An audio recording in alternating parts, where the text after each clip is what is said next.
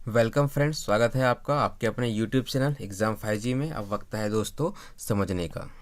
General science सामान्य विज्ञान की यह क्लास नंबर 3 है, जिसमें कि हम फिजिक्स के अंतर्गत मैकेनिक्स यानी कि यांत्रिकी का अध्ययन कर रहे हैं। ठीक है, अब इस यांत्रिकी इस टॉपिक से हम जितने भी प्रकार के क्वेश्चंस बनेंगे वो सारे के सारे क्वेश्चंस कॉन्सेप्ट के साथ में हम अपने इस वीडियो में देखेंगे। यकीन मानिए इस वीडियो से बाहर एक भी क्वेश्चन जो है नहीं जाएगा इस टॉपिक से। यांत्रिकी का यह टॉपिक जो है ये वर्तमान में होने वाली एग्ज़ाम NTPC CBT 2, रेलवे की ग्रुप D, MP पुलिस एवं अन्य वे सभी एग्ज़ाम्स PSC से लेके UPSC तक जो भी एग्ज़ाम होती है, सारी एग्ज़ाम जिसमें कि फिजिक्स का सिलेबस होता है, सभी प्रकार के एग्ज़ाम्स में यह वीडियो जो है आपको बहुत ही ज़्यादा फ़ायदा पहुंचाने वाली है। ठीक है दोस्तों, तो चलिए हमारा टॉपिक क्या है। हमारा टॉपिक है आज का यांत्रिकी। तो यांत्रिकी के अंतर्गत हम आज अपने इस टॉपिक में यह समझेंगे कि यांत्रिकी के अंदर जो है क्या होता है, द्रव्यमान किसे कहते हैं। ठीक है, बल क्या होता है, किसी वस्तु का द्रव्यमान क्या होता है, उस पर लगने वाला बल वह किस तरीके से कार्य करता है, उस वस्तु में त्वरण किस प्रकार से उत्पन्न होता है। ठीक है, कार्य की परिभाषा क्या होती है, ऊर्जा क्या होती है, संवेग क्या होता है एवं गति, पिंड में उत्पन्न होने वाली गति यह क्या होती है तथा मैकेनिक्स से यह किस प्रकार रिलेटेड है। ठीक है, किस प्रकार से यह कार्य करती है, ऊर्जा में परिवर्तन किस प्रकार से होता है, इन सभी बातों का अध्ययन जो है हम आज के अपने इस वीडियो में करने वाले हैं। ठीक है, चलिए सबसे पहले हम यह समझते हैं कि यांत्रिकी क्या होती है। ठीक है, आपसे अनुरोध है कि आप समझने के लिए एक पेन और एक पेपर ले लें, उसमें आप रफ तरीके से या आप चाहें तो नोट्स भी बना सकते हैं। मैं बेसिक से आपको एक्सप्लेन करने वाला हूँ। ठीक है, तो सबसे पहले हम देखेंगे कि यह यांत्रिकी जो कि हमारे आज के इस वीडियो का टॉपिक है, यह एक्चुअल में होता क्या है। तो भौतिक विज्ञान की यह एक शाखा होती है बेसिकली यांत्रिकी, है ना, जिसमें किसी वस्तु क्या है कि ये एक वस्तु है, इस पर लगने वाले बल, इस पर क्या बल लग रहा है, मान लेते हैं कि इसे फोर्स F लग रहा है, जिसके कारण जो ये वस्तु है अपने स्थान से इस दूसरे स्थान पर क्या होती है, खिसक जाती है। ठीक है, पहले वस्तु जो थी ये पोजीशन नंबर 1 पर थी, इस पर फोर्स F अप्लाई करने के बाद यह वस्तु अपने स्थान में परिवर्तन यानी कि विस्थापित हो जाती है, इस स्थान से लेकर इस स्थान तक क्या होगी, ये विस्थापित हो जाएगी। तो इस विस्थापन के दौरान इस वस्तु के व्यवहार में कुछ परिवर्तन आएगा, तो इस परिवर्तन का जो अध्ययन है वही हम यांत्रिकी के अंतर्गत करते हैं। अगर से परिभाषा के रूप में बोलना चाहूँ तो मैं कहूँगा कि भौतिक विज्ञान की वह शाखा जिसमें किसी पिंड पर लगने वाले बल या उन्हें विस्थापित करने पर उनके व्यवहार में होने वाले परिवर्तन का अध्ययन जो है यांत्रिकी के अंतर्गत किया जाता है। ठीक है, चलिए अब क्या होता है कि जो वस्तु होती है यानी कि ये जो पिंड होता है इसका कोई ना कोई भार होगा।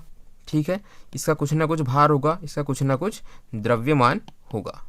ठीक है, यह बात तय है कि पृथ्वी पर जितनी भी वस्तुएं वह कुछ ना कुछ भार को लिए हुए हैं या कुछ द्रव्यमान को अपने अंदर लिए हुए।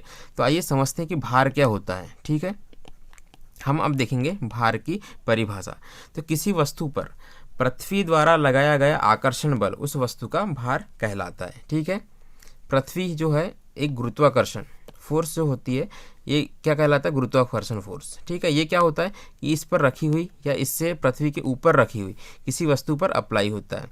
तो इस लगने वाले गुरुत्वाकर्षण बल के कारण जो इसका होगा वेट, वही क्या कहलाएगा, इसका भार कहलाएगा, है ना। अब हम समझते हैं कि इस वस्तु का द्रव्यमान क्या होता है। ठीक है, अब सामान्य बोलचाल की भाषा में भार और द्रव्यमान जो है यह एक ही प्रकार से साउंड करता है ना, यह एक ही चीज़ हमसे समझते हैं, लेकिन दोनों ही चीज़ें क्या हैं, अलग अलग होती है। तो किसी वस्तु की द्रव्यमान क्या होता है, किसी वस्तु के परिमाण को उस पदार्थ क्या कहते हैं, हम द्रव्यमान कहते हैं, है ना।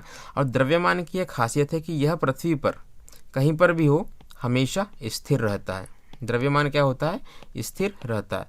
अब किस टॉपिक से, इस भार से और द्रव्यमान से एक क्वेश्चन बनता है आपके एग्जाम में, जो बहुत ही बेसिक सा क्वेश्चन पूछा जाता है। वह पूछा जाता है कि अगर कोई वस्तु क्या है, अगर कोई वस्तु ये क्या है, आपकी पृथ्वी है, ये इक्वेटर है, ये पोल है। अगर कोई वस्तु इस पोल पर रखी हुई है, कहाँ पर रखी हुई है, वस्तु जो है इस पोल पर रखी हुई है। मान लेते हैं कि वस्तु W है जो क्या है पोल पर रखी हुई है। अगर इस वस्तु को हम कहाँ पर लेकर आए, इक्वेटर पर लेकर आए। ठीक है, इस वस्तु को हम पोल से कहाँ लेकर आ रहे हैं, इक्वेटर पर लेकर आ रहे हैं, तो वस्तु के द्रव्यमान में क्या परिवर्तन होगा, यह जो है क्वेश्चन जो है बहुत सी एग्जाम्स में पूछा जाता है। ठीक है, तो इसका जवाब यह है कि द्रव्यमान जो है हमेशा स्थिर रहता है। इस किसी वस्तु को आप पृथ्वी पर किसी भी स्थान पर ले जा ले, उसका द्रव्यमान क्या होगा, हमेशा ही स्थिर रहेगा, किंतु उसका भार स्थिर नहीं होगा, उसके भार में परिवर्तन हो जाएगा। हम समझते हैं कि द्रव्यमान और भार में बेसिक अंतर क्या होता है। ठीक है, तो एक तरफ आप लिख देंगे द्रव्यमान, एक तरफ आप लिख लें भार। ठीक है, अब हम देखते हैं कि इनमें बेसिक अंतर क्या होता है।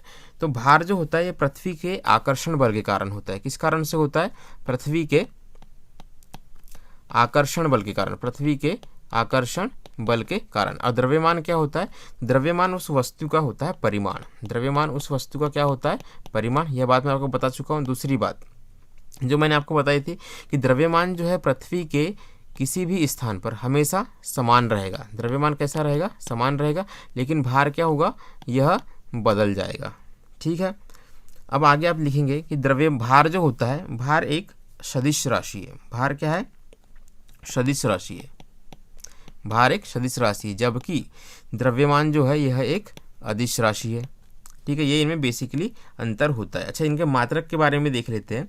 द्रव्यमान का जो मात्रक होता है, द्रव्यमान का मात्रक किलोग्राम होता है या ग्राम होता है, किंतु भार का मात्रक न्यूटन होता है। ठीक है, यह बात आप अतिरिक्त रूप से याद रखें, भार का मात्रक क्या हो जाएगा, न्यूटन हो जाएगा। चलिए आगे बढ़ते हैं।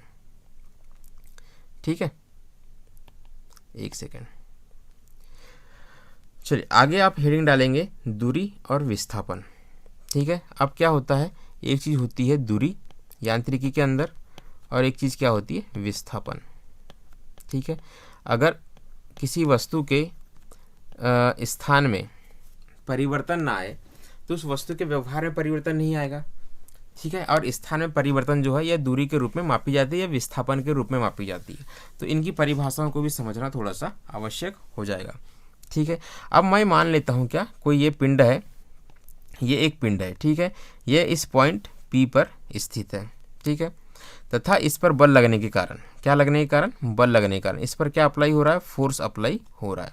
तो इसके कारण क्या होता है, ये वस्तु जो है इस तरीके से घूमकर ये यहाँ पर पहुँच जाती है। इस वस्तु के स्थान में क्या हो गया, परिवर्तन हो गया। तो मैं कहूँगा कि इस वस्तु ने P से लेकर P1 तक की जो है यह दूरी तय की गई है। ठीक है, P से लेकर P1 तक की दूरी तय की गई, तथा ये इस लेंथ को हम नापेंगे तो ये क्या होगा, ये दूरी के फॉर्मेट में निकल कर आ जाएगा। ठीक है, वहीं पर अगर मैं विस्थापन की बात करूं, किसकी बात करूं, विस्थापन की, तो किसी पिंड पर फोर्स F लगने के कारण, किसी पिंड पर क्या, फोर्स F लगने के कारण उस वस्तु के द्वारा चली गई दूरी है ना, उस वस्तु के द्वारा चली गई जो है जो टोटल दूरी है उसे हम दूरी कहेंगे। इस वस्तु के स्थान में परिवर्तन में जो ये न्यूनतम दूरी होगी इसे हम विस्थापन कहेंगे। सॉरी, इस वस्तु के स्थान में न्यूनतम परिवर्तन को हम क्या कहेंगे, इस दूरी को हम क्या कहेंगे, इसे हम विस्थापन कहेंगे। ठीक है, आई होप कि आपको मेरी बात समझ में आ गई होगी। अब किसी वस्तु के द्वारा, समझने वाली बात है, किसी वस्तु के द्वारा जो चली गई जो दूरी है, किसी वस्तु का जो स्थान है परिवर्तन है ना, तो इसमें क्या होता है कि दूरी जो होती है ये कभी शून्य नहीं होती, दूरी क्या होगी, कभी शून्य नहीं होगी। लेकिन यह वस्तु जो है, कौन सी वस्तु, ये वस्तु यदि घूम फिर कर अपने पहले वाले स्थान पर ही आ जाए तो विस्थापन क्या होता है, शून्य हो सकता है। विस्थापन क्या होता है, शून्य हो सकता है। ठीक है, ये बात आप अतिरिक्त रूप से ध्यान रखेंगे। चलिए आगे देखते हैं। अब आप लिखेंगे यहाँ पर चाल एवं वेग। ठीक है, चाल क्या होता है, अब हम देखेंगे चाल क्या होती है और वेग क्या होता है। ठीक है, ये बेसिक डेफिनेशंस है जो मैं आपको बता रहा हूँ, जो यांत्रिकी की इस क्लास में आपको जो है यांत्रिकी से जुड़े सवालों को सॉल्व करने के लिए आपको काम आएगी। और कभी कभी क्या होता है कि जो परिभाषा है यह डायरेक्टली एक वन लाइनर के रूप में आपसे एग्जाम्स में पूछ ली जाती है, तो आप मेरी बातों को थोड़ा ध्यान से सुनेंगे। ठीक है, अब हम देखते हैं कि चाल क्या होती है और दूरी क्या होती है। तो चाल कि तो किसी वस्तु की जो चाल है एक इकाई समय में चली गई दूरी होती है। चाल क्या होती है, इकाई समय में चली गई दूरी होती है। चाल का फॉर्मूला होता है चाल बराबर दूरी जो कि इकाई समय में चली गई है, किस समय में, इकाई समय में। तो चाल बराबर क्या होता है, दूरी बटे समय। ठीक है, चाल जो है एक प्रकार की अदिश राशि है। किस प्रकार की राशि है? अदिश प्रकार की राशि है। अच्छा, यह जो शब्द है बार बार रिपीट हो रहा है, अदिश राशि है और सदिश राशि है। ठीक है, इनकी परिभाषाएं हम देख लेते हैं इन शॉर्ट में। अदिश राशि वे राशि होती है जिनमें सिर्फ परिमाण होता है, ठीक है, दिशा नहीं होती है। सदिश राशि वो होती है जिनमें परिमाण भी होता है, दिशा भी होती है। इसमें सिर्फ परिमाण होता है, दिशा नहीं होती है। समझ गए आप? चलिए आगे बढ़ते हैं। तो चाल को हमने कैसे समझा? चाल वो होता है कि इकाई समय में चली गई दूरी को हम क्या कहते हैं? चाल कहते हैं। उसी प्रकार इकाई समय में किसी वस्तु में उत्पन्न विस्थापन वेग क्या कहलाता है? इकाई समय में किसी वस्तु में उस विस्थापन को हम क्या कहते हैं? वेग कहते हैं। किसमें? इकाई समय में। तो वेग बराबर होता है दोस्तों विस्थापन बटा समय। ठीक है, अदिश राशि है तो यह वेग क्या हो जाएगा? इसमें विस्थापन होता है तो यह क्या हो जाती है? सदिश राशि हो जाती है। अच्छा, पिछली स्लाइड में हमने पढ़ा था कि दूरी और विस्थापन, तो दूरी क्या हो जाएगी? वहाँ पर दूरी हो जाएगी अदिश राशि और विस्थापन जो हो जाएगी वो हो जाएगी सदिश राशि। क्योंकि दूरी में जो होता है परिमाण तो होता है हमारे पास, लेकिन दिशा नहीं होती है, परंतु विस्थापन में परिमाण और दिशा दोनों ही होती है। ठीक है, चलिए आगे देखते हैं। आगे आप लिखेंगे त्वरण, है ना? क्या लिखेंगे आगे आप? त्वरण। त्वरण क्या होता है? ठीक है, किसी वस्तु के त्वरण को समय के साथ उसके वेग में परिवर्तन की दर के रूप में लिखा जाता है। ठीक है, त्वरण क्या होता है कि समय के साथ अगर किसी वस्तु के वेग में परिवर्तन हो रहा है, समय के साथ क्या हो रहा है? वेग में परिवर्तन, वेग में परिवर्तन हो रहा है किसके साथ? समय के साथ। तो यह क्या कहलाएगा? त्वरण कहलाएगा। अतः मैं इसे लिख सकता हूँ त्वरण बराबर वेग में परिवर्तन बटे समय। त्वरण को क्या है कि मैं ए से दर्शाता हूँ। ठीक है, अब वेग में परिवर्तन कैसे होगा? अब कोई वस्तु है, ठीक है, प्रारंभ में क्या है? यह u वेग से गतिमान है, ये मैं मान लेता हूँ। ठीक है, परंतु समय के साथ इसके वेग में वृद्धि हो जाती है और इसका अंतिम वेग जो होता है वह v होता है। ठीक है, वेग में परिवर्तन क्या आएगा? वेग में परिवर्तन आएगा अंतिम वेग माइनस प्रथम वेग, यानी कि v माइनस यू बटे समय। तो समय जो लगता है तो ये इसका एक फॉर्मूला हो जाएगा। ठीक है, a बराबर v minus you upon T. अच्छा, अब इसका ऐसा ही मात्रक देख लेते हैं। ठीक है, तो त्वरण का ऐसा ही मात्रक क्या होगा? ऊपर क्या है दी हुई है? ऊपर हमें वेग में परिवर्तन वेग मतलब कोई ना कोई दूरी के फॉर्मेट में दिया हुआ है, और दूरी को हम किस में नापते हैं? मीटर में नापते हैं। ठीक है, और नीचे क्या हो जाएगा? ये सेकंड स्क्वायर। तो मीटर प्रति सेकंड स्क्वायर जो होगा ये त्वरण का ऐसा ही मात्रक हो जाएगा। ठीक है, चलिए आगे बढ़ते हैं। आगे आप हेडिंग डालेंगे न्यूटन के गति के नियम। आगे आप हेडिंग क्या डालेंगे? न्यूटन के गति के नियम। न्यूटन के गति के नियम। तो न्यूटन के गति के दोस्तों टोटल कुल मिलाकर कितने नियम है? 3 नियम। ठीक है, पहला नियम हम देखते हैं।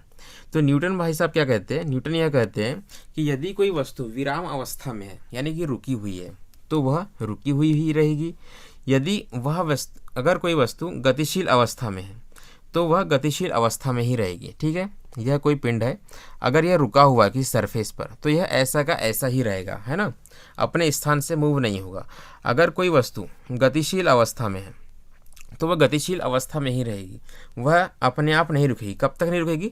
जब तक कि उसमें कोई बाहर से फोर्स अप्लाई नहीं हो जाता। अगर इस पर फोर्स अप्लाई होगा तो क्या होगा? ये अपने स्थान से आगे की तरफ हट जाएगी। यदि इस पर कोई फोर्स अप्लाई होगा तो या तो इसकी गति बढ़ जाएगी, है ना, या तो इसकी गति क्या हो जाएगी? बढ़ जाएगी, या यह रुक जाएगी, है ना।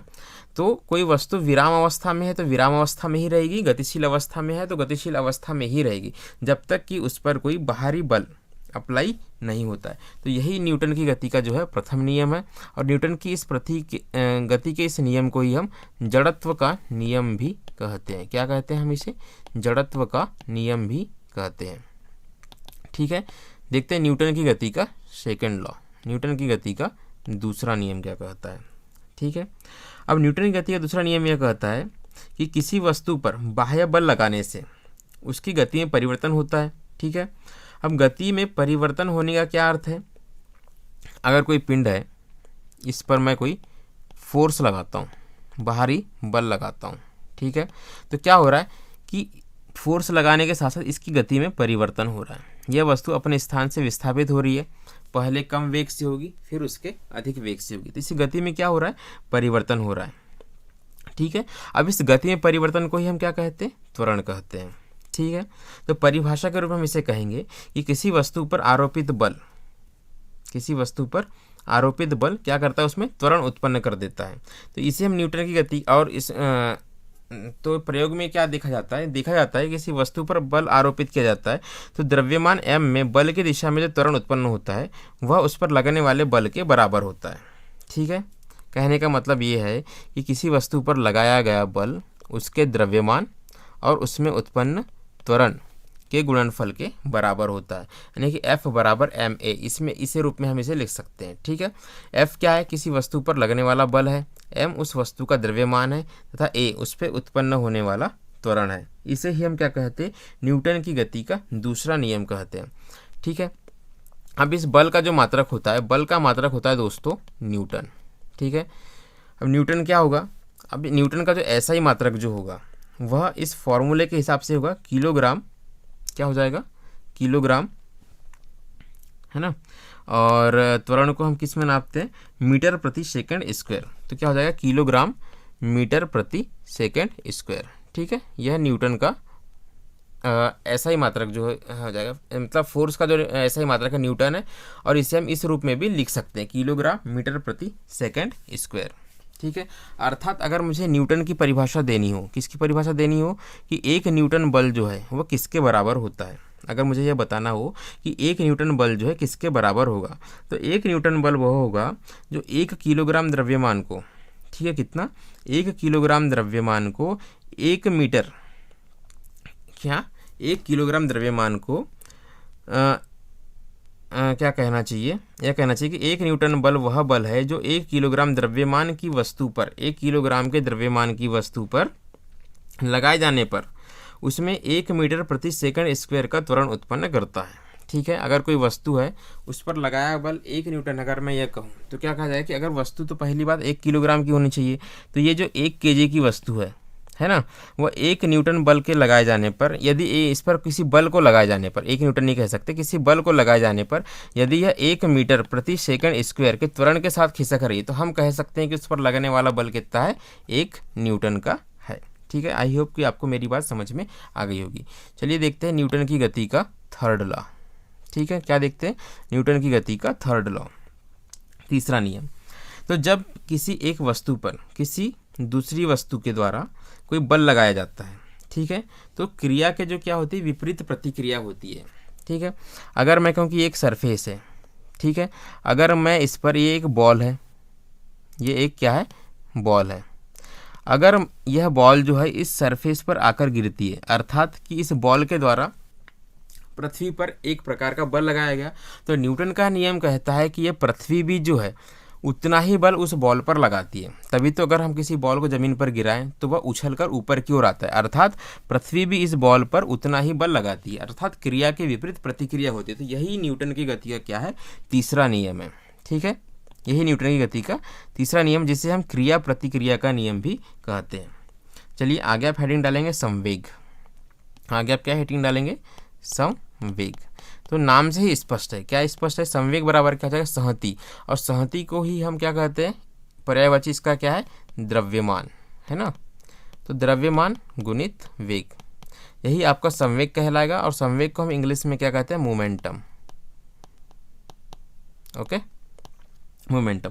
अब परिभाषा के रूप में हम इसे कैसे कहेंगे कि किसी वस्तु के संवेग को उस वस्तु के द्रव्यमान और वेग के गुणनफल के रूप में लिखा जाता है। संवेग क्या है, एक प्रकार की सदिश राशि है। संवेग क्या है, एक प्रकार की सदिश राशि। क्यों है, क्योंकि वेग जो है आपकी सदिश राशि हो जाएगी, तो संवेग भी क्या हो जाएगा, आपका सदिश राशि हो जाएगा। अब संवेग का मात्रक क्या हो जाएगा, है ना, संवेग का मात्रक क्या हो जाएगा, जो द्रव्यमान का मात्रक है यानी कि किलोग्राम, गुणा जो वेग का मात्रक है यानी कि मीटर प्रति सेकंड। तो किलोग्राम मीटर प्रति सेकंड, किलोग्राम मीटर प्रति सेकंड, यह संवेग का मात्रक हो जाएगा। अब संवेग में परिवर्तन किस प्रकार से होता है हम वो देखते हैं। संवेग में क्या परिवर्तन किस प्रकार से होता है हम यह देखते हैं। ठीक है, तो किसी वस्तु के संवेग में परिवर्तन की दर वस्तु पर लगे बाह्य बल के समानुपाती होती है। क्या कि संवेग में परिवर्तन की जो दर है, परिवर्तन की क्या दर, किसमें परिवर्तन, संवेग में परिवर्तन की दर। ठीक है, अब परिवर्तन किस में होगा, समय के अनुरूप होगा। तो किसके समानुपाती होती है, कहता है यह समानुपाती होती बल के। यही न्यूटन की गति के दूसरे नियम में हमें देखने को मिलता है। ठीक है, अगर इसे हम अगर यदि हम इसे मैथमेटिकल फॉर्मूला के फॉर्मेट में लिखना चाहें, ठीक है, तो मैं क्या यह मान लेता हूँ कि किसी वस्तु का द्रव्यमान क्या है, m है, किसी वस्तु का द्रव्यमान m है, यदि इसका प्रारंभिक वेग u है और अंतिम वेग क्या है उसका v है। ठीक है, तो प्रारंभिक संवेग क्या हो जाएगा इसका, प्रारंभिक संवेग हो जाएगा इसका mu, और अंतिम संवेग क्या हो जाएगा इसका, अंतिम संवेग हो जाएगा इसका mv, क्योंकि अंतिम वेग इसका v है, प्रारंभिक वेग u है और द्रव्यमान तो सेम है ही है। तो इसे हम फार्मूले के रूप में हम क्या लिख सकते हैं, फार्मूले के रूप में हम इसे लिख सकते हैं कि लगने वाला बल, यानी कि ये वाला संवेग परिवर्तन की दर का फार्मूला बना रहे हैं ना, तो ये जो बल है यह समानुपाती किसके होगा, संवेग में परिवर्तन की दर। संवेग में परिवर्तन क्या हो जाएगा, mv माइनस mu अपॉन किसके फॉर्मेट में, टाइम के फॉर्मेट में। तो मैं इसे लिख सकता हूँ f समानुपाती m जो है कॉमन निकल जाएगा v minus u upon t। ठीक है, और अगर हम इस फार्मूले के अगर हम इस सेक्शन को ध्यान से देखें तो ये क्या होता है, वेग में परिवर्तन बटे समय, यानी कि क्या होता है एक्सेलरेशन। तो इससे मैं क्या लिख सकता हूँ ma। ठीक है, और इसी प्रकार से न्यूटन की गति का क्या था, ये दूसरा नियम था। ठीक है, चलिए आगे देखते हैं, आगे देखते हैं कि हम कार्य क्या होता है। ठीक है, तो यदि किसी वस्तु पर क्या देख रहे हैं हम, कार्य, कार्य आप लिखेंगे, इसे समझते हैं। ठीक है, यदि मैं थोड़ा जल्दी बोल रहा हूँ तो आप YouTube पर क्या कीजिए, ऊपर सेटिंग्स में जाकर, जहाँ ऊपर 3 डॉट बने हुए होते हैं वहाँ पर जाकर आप इसकी स्पीड को थोड़ा कम करके मेरी बातों को ध्यान से सुन सकते हैं। ठीक है, मैं तेजी से इसलिए बोल रहा हूँ क्योंकि अगर मैं धीरे बोलता हूँ तो वीडियो क्या है काफ़ी लंबी हो जाती है। यदि किसी वस्तु पर बल लगाकर उसकी स्थिति में परिवर्तन किया जाता है तो ये जो क्रिया होती है इसे ही हम कार्य कहते हैं। कोई एक वस्तु है, ये एक वस्तु सरफेस पर स्थिर है, कहाँ पर स्थित है, ये अपनी सरफेस पर, क्या है, ये एक पिंड है। ठीक है, ये एक पिंड है। यदि इस वस्तु पर मैं क्या करता हूँ, फोर्स अप्लाई करता हूँ, बल लगाता हूँ, तो वस्तु की क्या होता है, स्थान में परिवर्तन हो जाता है। ऑब्वियस सी बात है कि चावल की बोरी रखी हुई है, अगर मैं उसमें बल अगर उठाता हूँ और दूसरे स्थान पर रखता हूँ तो क्या होता है, वस्तु के स्थान में परिवर्तन हो जाता है। तो क्या, यही क्रिया क्या कहलाती, कार्य कहलाती है। ठीक है, यदि मेरे बल लगाने के बाद वस्तु के स्थान में परिवर्तन ना हो, यदि चावल की बोरी अपने स्थान से ना सरके, तो मेरे द्वारा किया गया कार्य क्या माना जाएगा, शून्य माना जाएगा, अर्थात कि मैंने कोई कार्य नहीं किया गया है।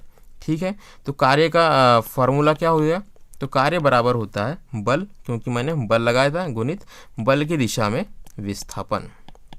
ठीक है, यदि जिस दिशा में मैं वस्तु को उठाना चाहता हूँ, यदि वस्तु उसी दिशा में जाकर रहती है तो इसे ही हम क्या कहेंगे, किया गया कार्य मानेंगे। ठीक है, कार्य को हम W से प्रदर्शित करते हैं। ठीक है, बल यानी कि फोर्स हो गया, और विस्थापन इसे हम क्या कहते हैं, S से प्रदर्शित करते हैं। ठीक है, तो W बराबर क्या हो गया दोस्तों, FVS, यही जो है कार्य का फार्मूला है।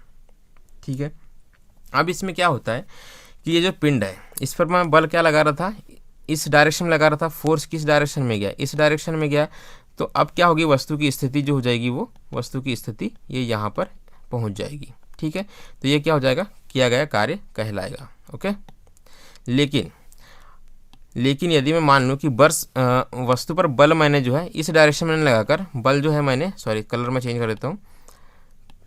ठीक है, अब किसी वस्तु पर जो बल है इस डायरेक्शन में लग रहा है।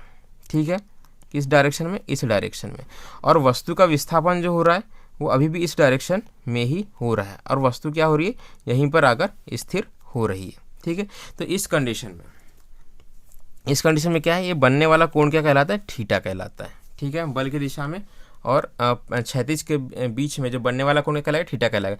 तो इस कंडीशन में जो ये वर्क होगा इसका फार्मूला हो जाएगा, लगने वाला बल F, बनने वाला कोण cos थीटा इंटू विस्थापन। ठीक है, तो इससे आप अतिरिक्त रूप से नोट डाउन कर ले। अब कार्य क्या है, सदिश राशि की अदिश राशि है, तो कार्य जो है यह एक अदिश राशि हो जाएगी। ठीक है, कार्य क्या हो जाएगी, अदिश राशि हो जाएगी, अदिश राशि हो जाएगी, और कार्य का जो मात्रक है वह क्या हो जाएगा, जूल हो जाएगा। ठीक है, अगर जूल की परिभाषा देनी हो, ठीक है, क्या कि यदि जूल की परिभाषा देनी हो तो ये वर्क है, इसे मैं किस में प्रदर्शित कर दूं, इसे मैं जूल में प्रदर्शित कर दूं।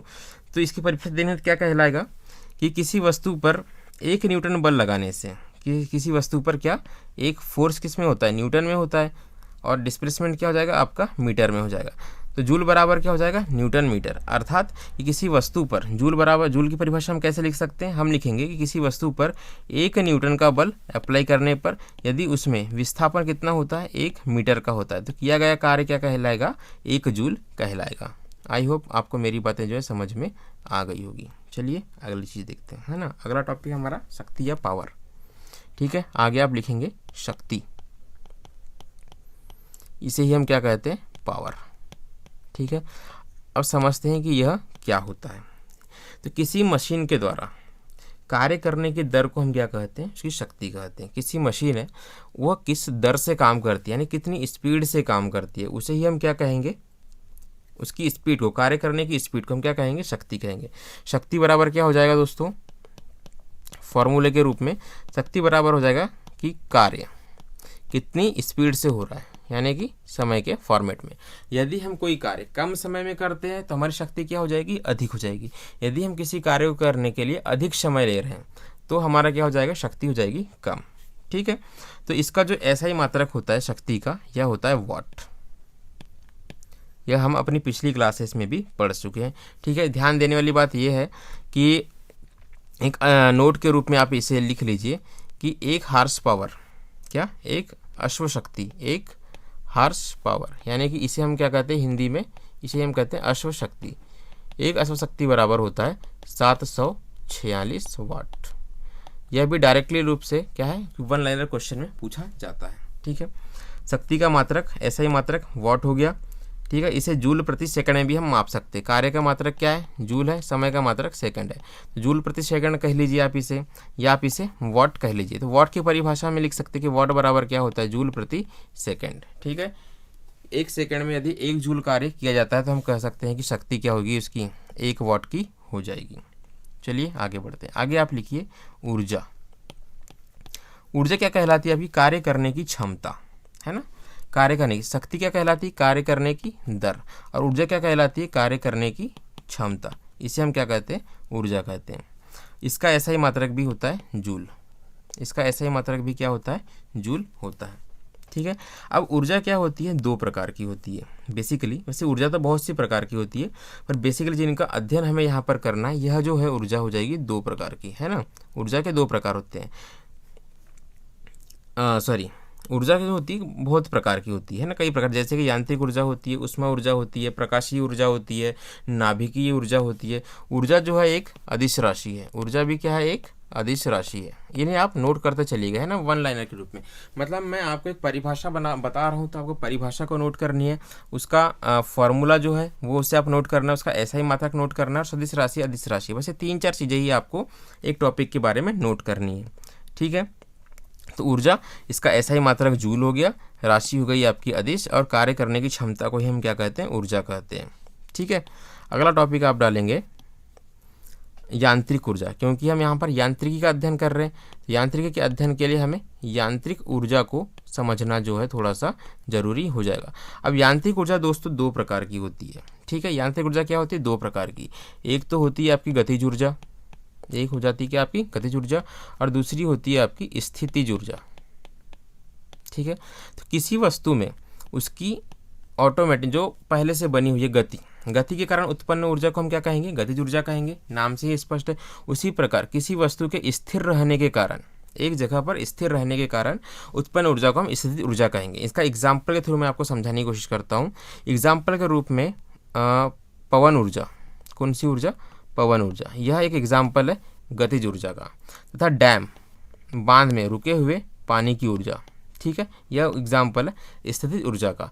और हम अगर ध्यान से देखें तो दोनों ही प्रकार की ऊर्जा से बिजली का उत्पादन किया जाता है। ठीक है, तो पवन ऊर्जा से बनने वाली जो बिजली है वह गतिज ऊर्जा के कारण बनती है, और बांध में डैम के पानी से जो बिजली बनती है वह रुके हुए पानी की स्थितिज ऊर्जा के कारण बनती है। ठीक है, अब गतिज ऊर्जा क्या होती है, गतिज ऊर्जा यदि किसी पिंड है, उसका द्रव्यमान m है, ठीक है, तथा उसका वेग v है, गति है, v वेग से गति कर रहा है। कोई द्रव्यमान क्या है, m द्रव्यमान का पिंड है, यदि वह v वेग से गति कर रहा है तो उसकी गतिज ऊर्जा, जिसे हम अंग्रेजी में कहते हैं काइनेटिक एनर्जी, गतिज ऊर्जा किसके बराबर होगी, वो होगी 1/2 mv² के बराबर। ठीक है। उसी प्रकार यदि कोई पिंड जो है किसी स्थान पर रखा हुआ है, ठीक है, अब वो पृथ्वी पर भी हो सकता है, पृथ्वी से कुछ ऊंचाई पर भी हो सकता है, इसे हम क्या कहते हैं, स्थितिज ऊर्जा को पोटेंशियल एनर्जी। ठीक है। कोई m द्रव्यमान का पिंड है, वह कहाँ रखा हुआ है, h ऊंचाई पर, पृथ्वी से h ऊंचाई पर रखा हुआ है, तो पृथ्वी के गुरुत्वीय फोर्स के कारण यानी कि g के कारण जो ऊर्जा लगती है, जो ऊर्जा उत्पन्न होती है, उसे हम क्या कहेंगे, पोटेंशियल एनर्जी अर्थात कि स्थितिज ऊर्जा कहेंगे। ठीक है। तो ये इसके दोस्तों फॉर्मूले, इन्हें आप अतिरिक्त रूप से नोट कर लीजिए।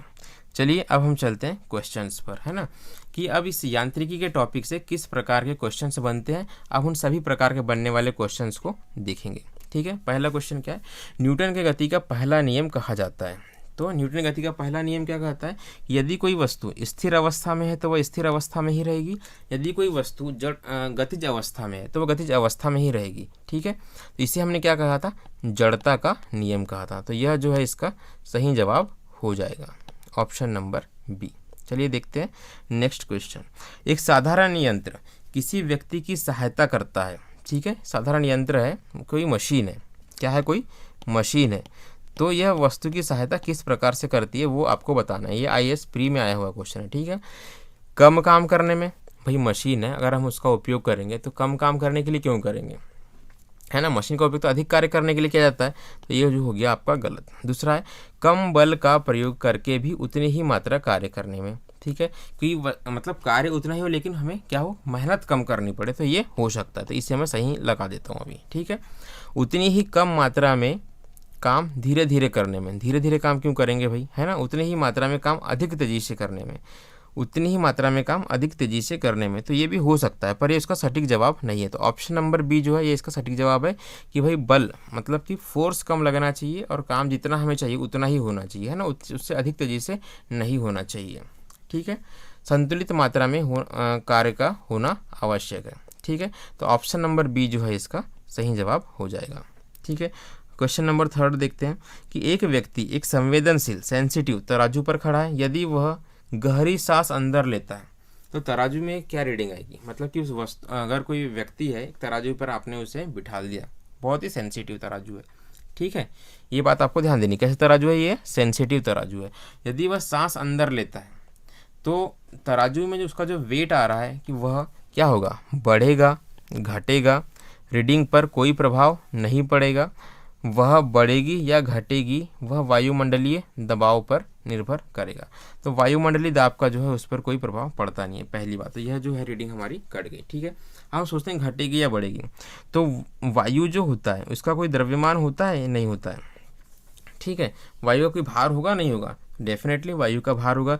यदि हम 1 लीटर वायु, क्या बोल रहा है ये, गहरी सांस अंदर लेते हैं, है ना, अगर गहरी सांस अंदर लेते हैं तो कुछ ना कुछ मात्रा में वायु जो है वह अंदर जाएगी, और वायु अंदर जाएगी तो हमारे बॉडी के जो वेट में वायु का वेट भी क्या हो जाएगा, ऐड हो जाएगा। ठीक है। तो अर्थात रीडिंग क्या हो जाएगी, बढ़ जाएगी, क्योंकि घटने का कोई चांस नहीं है। ये 2 ऑप्शन सही हो सकते हैं। ठीक है। तो ये ऑप्शन जो बढ़ेगी है ये आपका सही हो जाता है। क्यों सही हो जाता है, क्योंकि 1 लीटर वायु जो होती है, 1 LTR वायु, 1 लीटर वायु, यह होती है 1.225 ग्राम के बराबर। ठीक है। अर्थात तराजू सेंसिटिव लिखा नहीं होता यहाँ पर, तो हम कह सकते थे कि रीडिंग पर कोई प्रभाव नहीं पड़ेगा, है ना, तो उस कंडीशन में हम इसे लगा सकते थे। ठीक है। लेकिन तराजू सेंसिटिव है तो क्या हो जाएगा, वेट हमें बढ़ता हुआ नजर आएगा। ठीक है।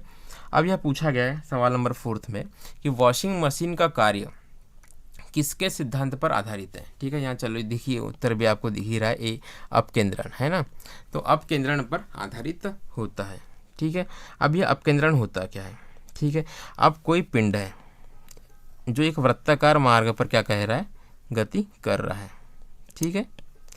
और ये इसका केंद्र है, तो क्या होगा कि वस्तु के द्वारा कोई बल केंद्र पर लगाया जाएगा तथा केंद्र के द्वारा कोई बल वस्तु पर लगाया जाएगा। ठीक है। तो जो बल अंदर की तरफ लगता है इसे हम क्या कहते हैं, अभिकेंद्री बल कहते हैं। हम इसे क्या कहते हैं, अभिकेंद्री बल कहते हैं। तथा जो बल जो है वह अंदर से बाहर की तरफ लगता है, केंद्र से बाहर की ओर, यह क्या कहलाता है, अपकेंद्रीय बल कहलाता है। ठीक है। जो वॉशिंग मशीन है जब यह रोटेट होती है तो क्या करती है, ये कपड़ों को बाहर की ओर फेंकती है ना, अर्थात बल कहाँ लगाती है, बाहर की ओर लगाती है।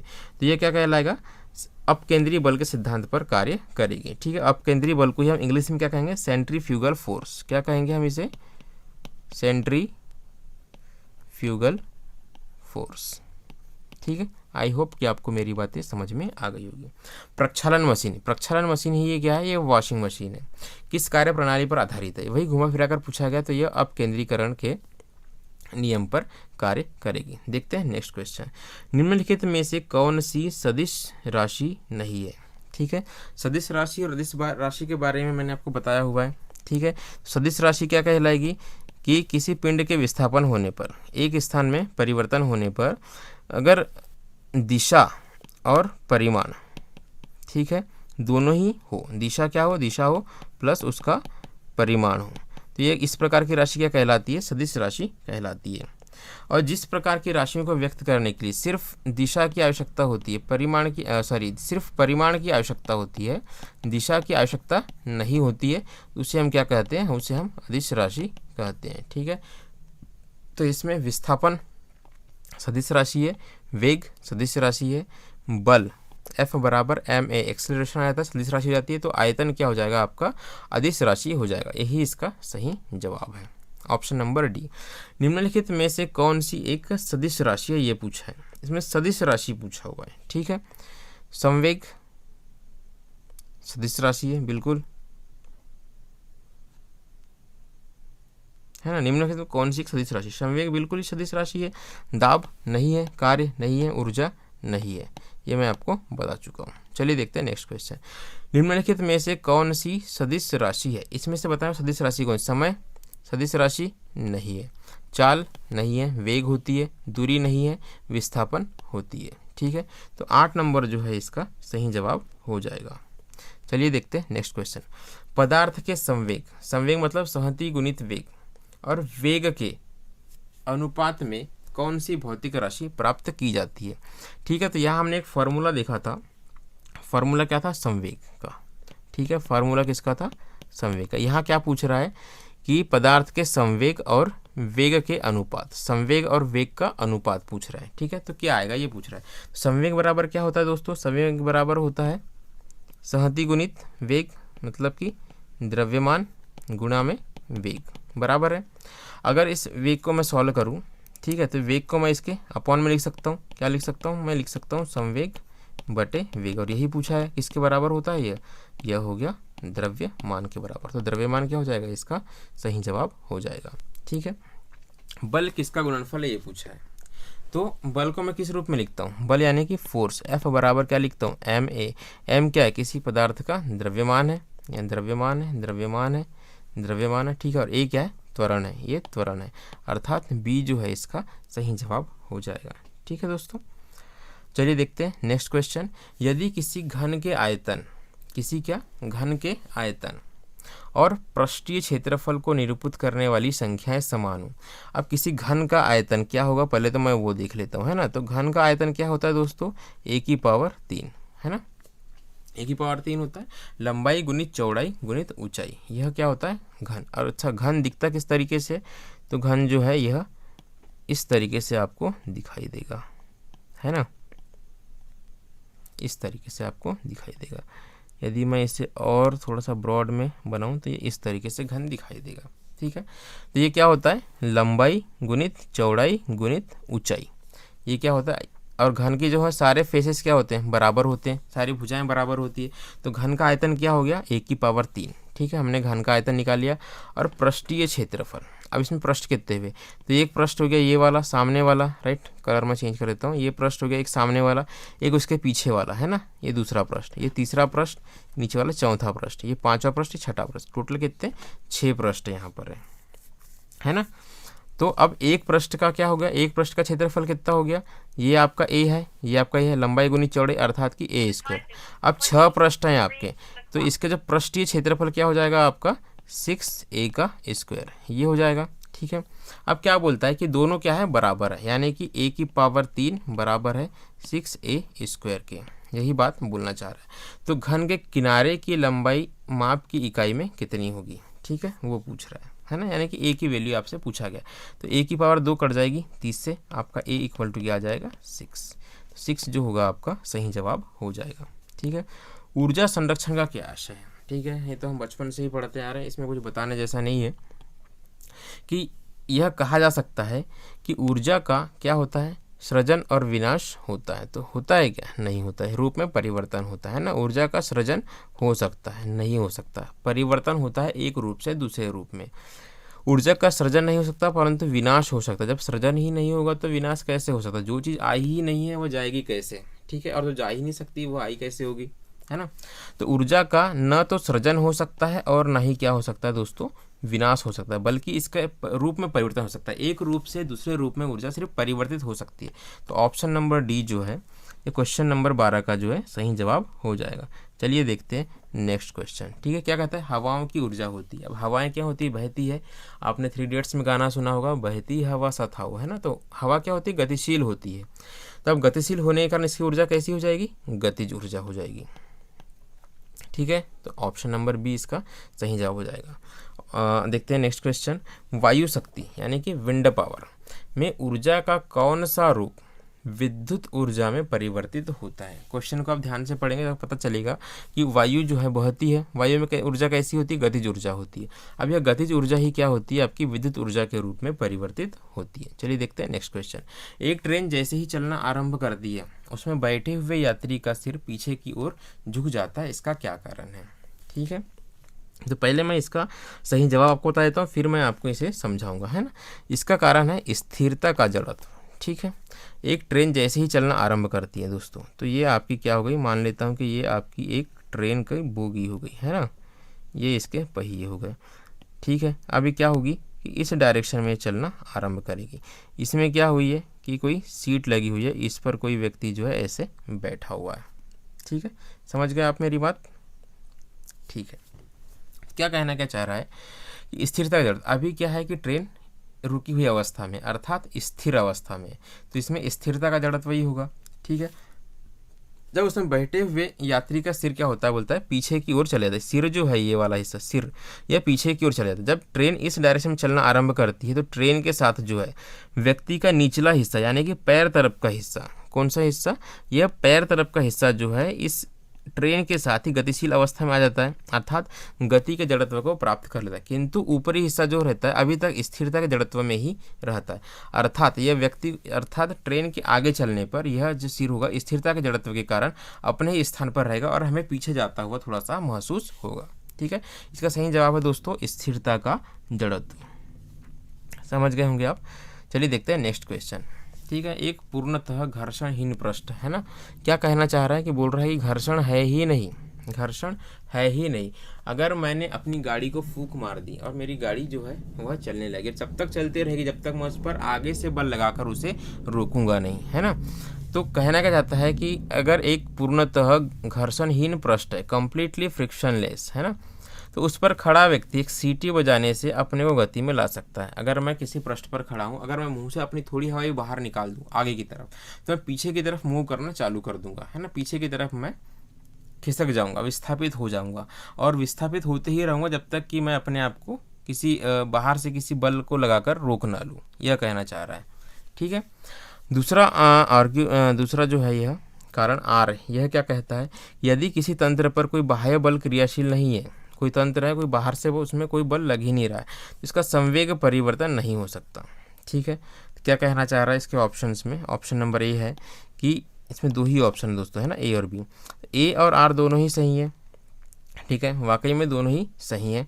और क्या कहता है कि आर ए का सही स्पष्टीकरण नहीं, आर का जो है ए से कोई लेना देना नहीं है। यह घर्षणहीनता के सिद्धांत पर आधारित है, घर्षण पर आधारित है और यह संवेग पर आधारित है ना। ठीक है, तो ये तो ऑप्शन आपका गलत हो गया, तो बचा हुआ ऑप्शन क्या हो जाएगा, बी आपका सही जवाब हो जाएगा दोस्तों। ठीक है, चलिए देखते हैं नेक्स्ट क्वेश्चन, क्वेश्चन नंबर 17। यह सड़क पर चलने की अपेक्षा बर्फ पर चलना कठिन क्यों है, बताइए, है ना। सड़क पर हम चलना सरल क्यों है, बर्फ पे चलना कठिन क्यों है, यह पूछ रहा है। तो हम समझते हैं सड़क पर हम चल कैसे पाते हैं। ठीक है, तो सड़क पर चलने का जो एक महत्वपूर्ण कारण है वह है घर्षण।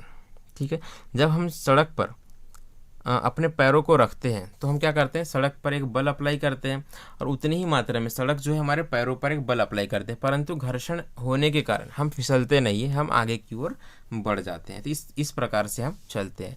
परंतु वहीं बर्फ़ पर क्या होगा कि फ्रिक्शन जो हो जाएगा थोड़ा कम हो जाएगा, घर्षण जो हो जाएगा, घर्षण की मात्रा कम हो जाएगी, तो चलना हमारा क्या हो जाएगा, कठिन हो जाएगा। ठीक है, ऑप्शन क्या है यहाँ पर, बर्फ़ सड़क से सख्त होती है, गलत। सड़क बर्फ़ से सख्त होती है, सख्तता कोई लेना देना ही नहीं है ना। बर्फ़ में सड़क की अपेक्षा घर्षण कम होता है। ये ऑप्शन जो डी आपका सही हो जाएगा। चलिए देखते हैं नेक्स्ट क्वेश्चन। निम्न कथन पर विचार करिए, है ना। ये क्या कहता है कि भरी हुई गाड़ी है। ये गाड़ी क्या है, भरी हुई है, मतलब कि उसमें एक गाड़ी है, उसमें पूरा माल भरा हुआ है उसमें, है ना। उसको चलाने में, उसको हम क्या कर रहे हैं, चला रहे हैं। चलायमान रखने के लिए आवश्यक ताकत से अपेक्षाकृत अधिक ताकत से धक्का देना पड़ता है। मतलब कि कोई कार्ट है, कोई यह गाड़ी है ना, कोई यह गाड़ी है, कैसी गाड़ी है, ये ऐसी गाड़ी है, ये ऐसी गाड़ी है। ठीक है, यह स्थिर अवस्था, इसमें पूरा सामान भरा हुआ है। तो क्या कहना चाह रहा है, जब हम इसे ढकेलते हैं तो हमें आरंभ में अधिक ताकत की आवश्यकता होती है, तब बाद में कम ताकत की आवश्यकता होती है। ऐसा क्यों होता है? किसी चलायमान वस्तु का भार कम होता है, ये कहना चाह रहा है। प्रारंभ में पहिए फिसलने लगते हैं, ये कहना चाह रहा है। पहली बार गाड़ी के चल पड़ने के बाद घर्षण कम हो जाता है, ये कहना चाह रहा है। अभ्यास से निपुणता प्राप्त होती है, ये कहना चाह रहा है। तो हम जानते हैं क्या होता है कि कोई वस्तु स्थिर क्यों होती है सरफेस पर। ये जो है सरफेस है आपका, पृथ्वी है, इस पर कोई वस्तु स्थिर इसलिए होगी क्योंकि घर्षण ने क्या किया है, इस वस्तु के सतह के बीच और पृथ्वी के बीच एक घर्षण बल कार्य करता है। वह घर्षण बल क्या करता है कि इतना अधिक अपना प्रभावी बना लेता है कि लगने वाले फोर्स का वह पूरी तरह से अपोज करने लगता है। तो वस्तु क्या हो जाती है, अपने स्थान पर रुकी रहती है। ये होता है बेसिकली घर्षण के कारण ही है। तो एक बार जब वस्तु स्थिर अवस्था में रहती है तो घर्षण बल क्या होता है, अधिक प्रभावी होता है।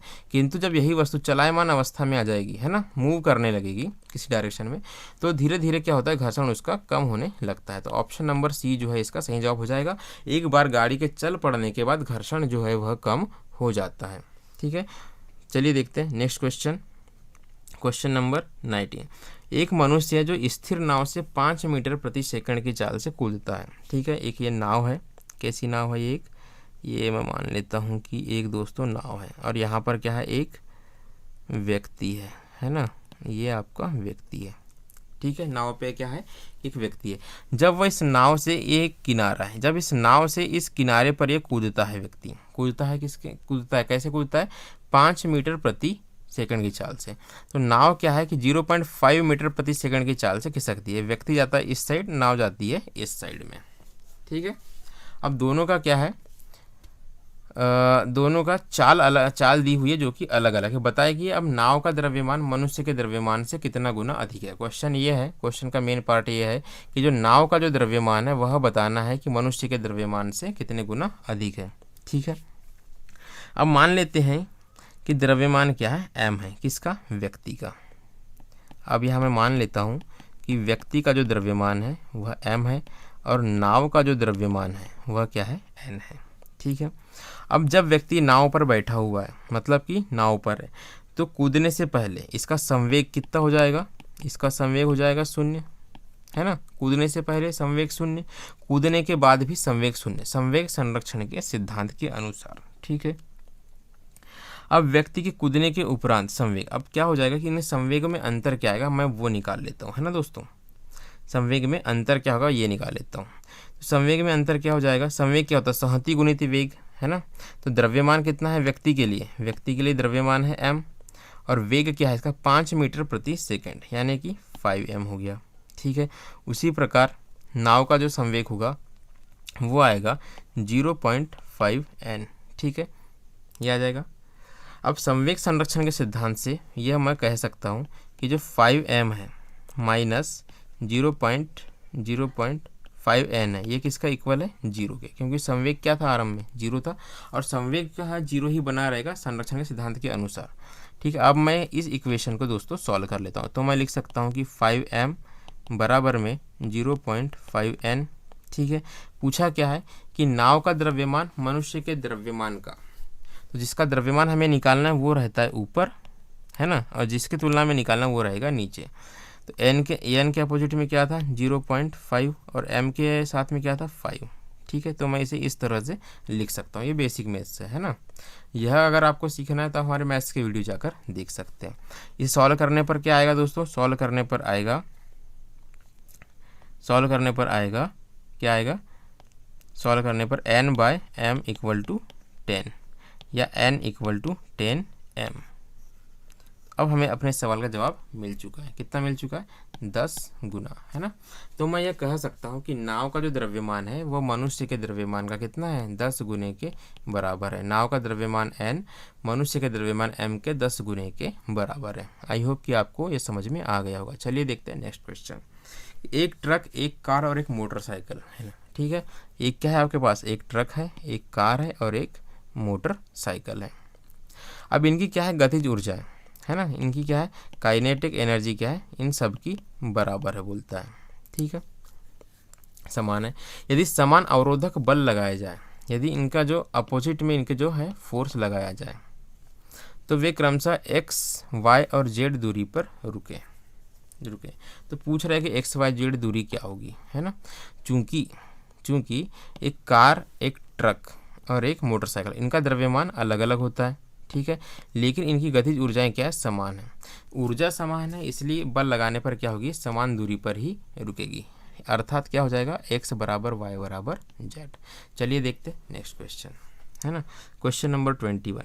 ये क्या कहता है दोस्तों कि दो समान द्रव्यमान की वस्तुओं की गतिज ऊर्जाओं का अनुपात 4:9 है, तो उनके वेगों का अनुपात क्या होगा। क्या कहना चाह रहा है कि दो समान द्रव्यमान की वस्तु, तो द्रव्यमान क्या हो गया दोस्तों, इनका समान हो गया। द्रव्यमान को मैं मान लेता हूँ कि द्रव्यमान बराबर कितना है, m है, ठीक है। अब क्या बोलता है कि इनकी जो गतिज ऊर्जाओं का अनुपात, गतिज ऊर्जा का फॉर्मूला क्या होता है, काइनेटिक एनर्जी = 1/2 mv², है ना। द्रव्यमान तो हमारा समान हो गया। अब हमें क्या लिखना है कि इनका वेग। तो माना कि जो पहली वस्तु है, पहली वस्तु का वेग क्या है, v1। फर्स्ट वस्तु का वेग क्या है, v1 है, तथा दूसरी वस्तु का वेग क्या है, v2 है, ठीक है।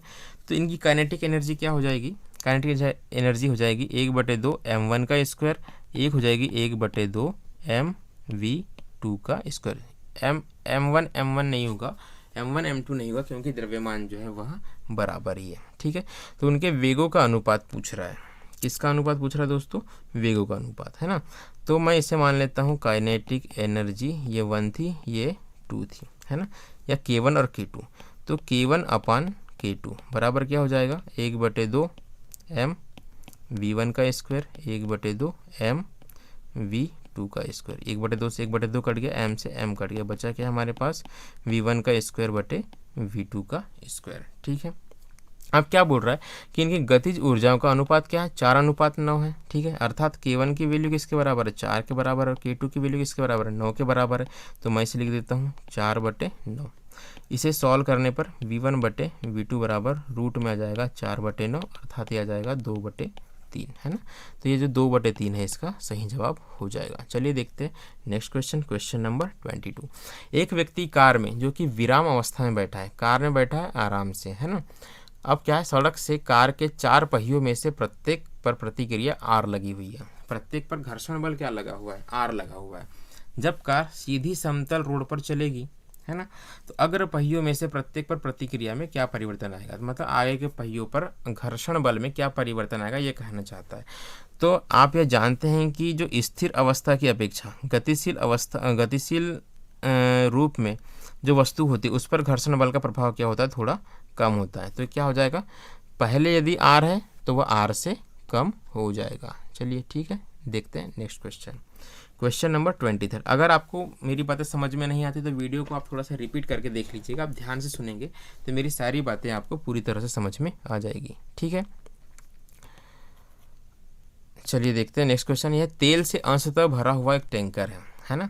ये एक टैंकर है, ये एक क्या है, टैंकर है, जो कि तेल से कैसे भरा हुआ है, अंशतः भरा हुआ है। सॉरी, ये ऐसा नहीं दिखना चाहिए, ये टैंकर इस तरह से दिखा हुआ है। तेल का लेवल क्या है, अगर टैंकर का लेवल ये है तो तेल का लेवल क्या है, ये अंशतः इससे भरा हुआ है, ठीक है। अभी क्या हो रहा है कि समतल सड़क पर आगे की ओर एक समान त्वरण से जा रहा है। अब सड़क क्या है, समतल है, इस पर यह एक समान त्वरण से जा रहा है, मतलब कि इसके वेग में जो परिवर्तन है कंटिन्यूअस है, वेग क्या हो रहा है, धीरे धीरे बढ़ता ही जा रहा है। ठीक, तो तेल का मुक्त पृष्ठ कैसा होगा, जो तेल का जो ऊपर वाला पृष्ठ है दोस्तों, इसके बारे में पूछा है कि यह कैसा होगा। यह ऐसा का ऐसा ही बना रहेगा। पहली चीज, क्षैतिज से इस प्रकार आनत होगा कि पिछले सिरे पर कम गहराई होगी, है ना, कि ये पिछला सिरा जो है बोल रहा है ये ऐसे झुका हुआ होगा, ये बोल रहा है, अगला सिरा ऊपर उठा हुआ होगा। ठीक है, दूसरी बात ये बोल रहा है। तीसरी बात बोल रहा है, क्षैतिज से इस प्रकार आनत होगा कि पिछले सिरे पर अधिक गहराई होगी। क्षैतिज से इस प्रकार आनत होगा कि पिछले सिरे पर अधिक गहराई होगी। अच्छा, पिछले सिरे पर कम गहराई होगी कह रहा है, पिछले सिरे पर अधिक गहराई होगी। दूसरी बात ये कह रहा है कि पिछला सिरा जो है उठा हुआ होगा और अगला सिरा जो है क्या होगा, नीचे, पिछला सिरा उठा हुआ होगा, ये कहना चाह रहा है। परवलयिकार वक्र का आकार ले लेगा, मतलब जो तेल का जो आकार है वो कुछ इस तरह से हो जाएगा, ये कहना चाह रहा है ऑप्शन नंबर डी। तो इसका सही जवाब है दोस्तों सी, है ना, कि क्षैतिज से इस प्रकार आनत होगा कि पिछले सिरे पर अधिक गहराई होगी। ठीक है, ऐसा क्यों होगा, ऐसा होगा समान गति से त्वरण होने के कारण। ठीक है दोस्तों, चलिए देखते हैं नेक्स्ट क्वेश्चन। नेक्स्ट क्वेश्चन है हमारा क्वेश्चन नंबर 24। निम्न कथनों पर क्या कीजिए, आपको विचार करना है। निम्न कथनों पर क्या करना है दोस्तों, आपको विचार करना है। क्या है कथन आपके, कि एक तीक्ष्ण वृत्ताकार पथ पर तीव्र गति से जाता हुआ 4 पहियों वाला वाहन, ठीक है, एक वृत्ताकार आपके पास पथ है, ये आपका, जैसे आपने मौत का कुआं, अगर आप किसी मेले में गए हो वहाँ आपने देखा होगा कि मौत का कुआं है ना, तीक्ष्ण वृत्ताकार पथ है, इस पर कोई कार चल रही है। ठीक है, कार चल रही है तो क्या होगा, बाहरी पहियों पर उल्टेगा, बाहरी पहियों पर उल्टेगा, अंदर के पहियों पर उल्टेगा, बाहर की तरफ फिसलेगा, अंदर की तरफ फिसलेगा, अगर इस पर कोई कार चल रही है यहाँ पर इस तरह से, है ना। और क्या होगा कि ये वक्र पृष्ठ है, मतलब गोली पृष्ठ है। ठीक है, यह कार चल रही है, अगर कार पलटती है, उलटती है, तो किस डायरेक्शन में उल्टेगी, इस पर अभिकेंद्रीय बल कार्य करेगा, है ना। अभिकेंद्रीय बल क्या होगा, इसे कार्य करेगा, इसे एक निश्चित दूरी पर बांधे रखेगा। ठीक है, घर्षण बल इस पर कार्य करेगा, तो यह हमेशा क्या होगी, यह अंदर के पहिए पर ही उल्टेगी, है ना, अंदर के पहिए पर उल्टेगी। ठीक है दोस्तों, अभिकेंद्रीय बल के कारण। लेकिन फिसलन जो होगी वह बाहर के पहिए पर होगी, अर्थात ऑप्शन नंबर सी 2 और 3 जो होगा इसके सही जवाब होंगे। 2 और 3 जो है, अर्थात ऑप्शन नंबर सी इसका सही जवाब हो जाएगा। चलिए देखते हैं नेक्स्ट क्वेश्चन। ये क्या कह रहा है, त्वरण ज्ञात करने का सही सूत्र कौन सा है। ठीक है, त्वरण ज्ञात करने का सही सूत्र कौन सा है। तो गति के दोस्तों 3 सूत्र होते हैं ना, इन्हें आप नोट डाउन कर लीजिए। गति का पहला सूत्र होता है v बराबर u प्लस ए टी, जहाँ पे v क्या है, अंतिम वेग, u है प्रारंभिक वेग, a है त्वरण और t है समय। उसी प्रकार दूसरा सूत्र होता है s बराबर U T plus 1/2 A T का स्क्वायर, जहाँ पे s क्या है, विस्थापन है, u t a मैं आपको ये बता चुका हूँ। तीसरा फार्मूला होता है v स्क्वायर बराबर u स्क्वायर प्लस 2as, जहाँ पर s क्या है दोस्तों, विस्थापन, a है आपका त्वरण, u है आपका प्रारंभिक वेग और v है आपका अंतिम वेग। ठीक है, तो फार्मूला नंबर 1 से हम देखते हैं। फार्मूला नंबर 1 से देखते हैं क्या, v बराबर क्या दिया हुआ है, u प्लस ए टी। तो ए टी बराबर क्या हो सकता है, ये ए टी बराबर हो जाएगा v माइनस यू। तो यहाँ पे a बराबर निकालना है, तो a बराबर क्या हो जाएगा, v minus you upon T. ठीक है, ये इसका सही जवाब है। किधर है आपका सही जवाब, ऑप्शन नंबर ए। ठीक है, तो दोस्तों इसी के साथ हमारा जो आज का टॉपिक है मैकेनिक्स यानी कि यांत्रिकी जो है पूरी तरह से समाप्त हो चुका है। यहाँ अपन ने विभिन्न यांत्रिकी गतिविधियों की हमने डेफिनेशंस देखी, है ना, परिभाषाएं देखी और उनसे जुड़े जो है सभी प्रकार के प्रश्नों को हमने जो कि अब तक के एग्जाम में आए हुए हैं देख लिया। यदि हमारा यह वीडियो आपको अच्छा लगे तो बिल्कुल लाइक करना ना भूलें। ठीक है दोस्तों, इतनी मेहनत मैं आपके लिए करता हूँ, एक लाइक तो बनता है ना। अगर आपको कुछ नया सीखने को मिला हो, कुछ समझ में आया हो, बेसिक सी बात है, अगर एक बात आपको समझ में आई हो, कुछ इंप्रूवमेंट की ज़रूरत हो तो मुझे आप कमेंट में बता सकते हैं। ठीक है, अगर आपको कुछ समझ में आया हो, आप चाहते हैं कि आपके दोस्त भी इस तरह से पढ़ाई कर जाए, तो आप हमारे इस वीडियो को अपने दोस्तों के साथ शेयर ज़रूर कीजिएगा। ठीक है दोस्तों, और हमारी इसी प्रकार की वीडियो के लिए, जिसमें हम क्या कर रहे हैं दोस्तों, साइंस में, है ना। तो हम पूरा सामान्य विज्ञान जो सभी एग्जाम्स में आता है, आजकल विज्ञान के प्रश्न क्या होते हैं, सभी एग्जाम्स में आते हैं। तो सामान्य विज्ञान को हम पूरी तरह से कवर करेंगे, जिसमें कि क्या क्या हम कवर करेंगे, फिजिक्स कवर करेंगे, केमिस्ट्री कवर करेंगे और बायो कवर करेंगे। ठीक है, सभी के सभी जो है इस क्वेश्चन आंसर फॉर्मेट में ही होंगे, और जहाँ पर आवश्यक होगा मैं आपको परिभाषाएं भी बताता चलूँगा। इसके अलावा आपको साइंस के लिए कुछ अलग से प्रीफर करने की ज़रूरत बिल्कुल नहीं पड़ेगी, सभी प्रकार के क्वेश्चन मैं इसमें कवर कर रहा हूँ। तो इसी प्रकार की वीडियो को पाने के लिए, है ना, आप हमारे चैनल को सब्सक्राइब कीजिए। ठीक है, वैसे तो हमारा वीडियो डेली आता है, किस समय आता है इसके लिए यह जानने के लिए आप बेल के आइकन को प्रेस कर दीजिएगा, ताकि हमारी आने वाली वीडियो की नोटिफिकेशन जो है आपको टाइम टू टाइम मिलती रहे दोस्तों। ठीक है, और आप हमें टेलीग्राम पर जाकर, कहाँ पर, टेलीग्राम पर जाकर, अगर आपको इसके कोई नोट्स वगैरह चाहिए तो आप टेलीग्राम पर जाकर हमारे चैनल को सब्सक्राइब भी कर सकते हैं, और टेलीग्राम चैनल की जो लिंक है वो हमारे डिस्क्रिप्शन में दी हुई है दोस्तों। ठीक है, आपसे निवेदन है चैनल को सब्सक्राइब